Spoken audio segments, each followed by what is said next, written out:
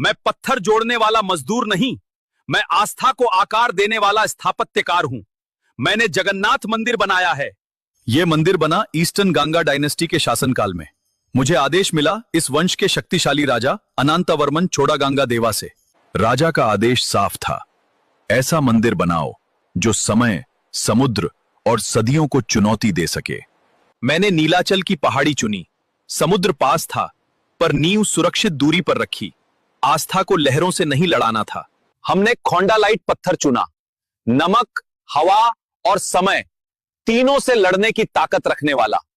हमारे पास सीमेंट नहीं था, इसलिए हर पत्थर दूसरे पत्थर में फंसकर जुड़ा। आज इसे तुम इंटरलॉकिंग टेक्निक कहते हो। यह मंदिर बना कलिंग स्थापत्य शैली में। ऊंचा शिखर, जगमोहन, नाट मंडप और भोग मंडप।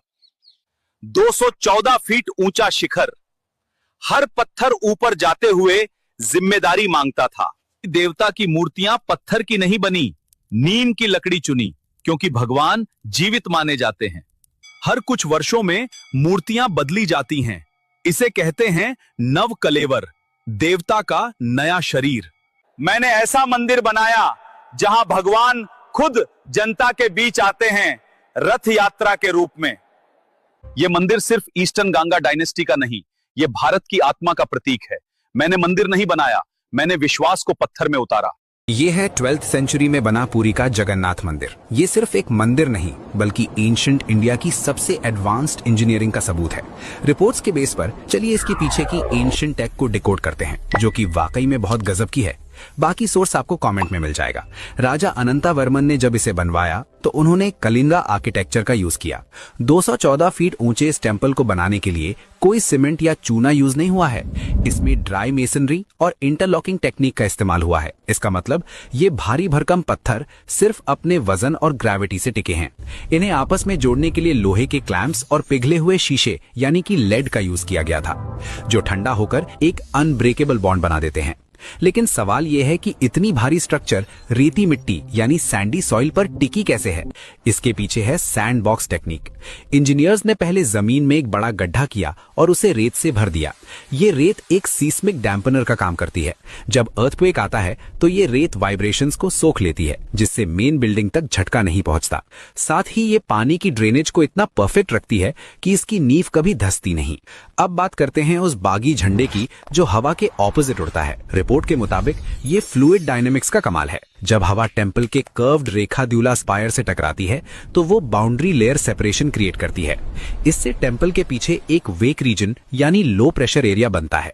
इस गैप को भरने के लिए हवा बैकफ्लो करती है, जिससे एडीज यानी हवा के भंवर बनते हैं। इसी वजह से झंडा हवा की मेन डायरेक्शन के उल्टा लहराए देता है। टेम्पल के टॉप पर एक 8 टन का नील चक्र है, जो 8 मेटल्स यानी अष्ट धातु से बना है। इसे बिना किसी क्रेन के 214 फीट ऊपर रैम्प प्रिंसिपल से ले जाया गया था। लेकिन इसका असली काम है लाइटनिंग अरेस्टर बनना। इसके नीचे मेटल की स्ट्रिप्स हैं जो ग्राउंड तक जाती हैं, जो आसमानी बिजली को सेफ तरीके से जमीन में उतार देती हैं, ताकि स्टोन स्ट्रक्चर को नुकसान ना हो। और इसका डिजाइन ऐसा है कि ये हर एंगल से फ्रंट फेसिंग दिखता है, जो कि एक स्फेरिकल सिमेट्री का ऑप्टिकल इल्यूजन है। यहाँ इंजीनियरिंग सिर्फ बाहर नहीं, अंदर भी है। टेम्पल की मेघनाथ पचेरी यानी आउटर वॉल 20 फीट ऊंची और 6 फीट मोटी है। इसका साउंड इंसुलेशन इतना तगड़ा है कि जैसे ही आप सिंह द्वार से अंदर कदम रखते हैं, वैसे ही समुद्र की लहरों का शोर बिल्कुल बंद हो जाता है।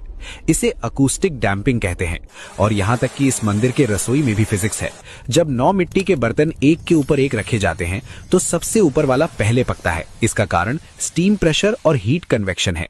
नीचे की भाप पाइप इफेक्ट की तरह ऊपर के बर्तन में ट्रैप हो जाती है, जिससे वहां टेम्परेचर और प्रेशर तेज हो जाता है।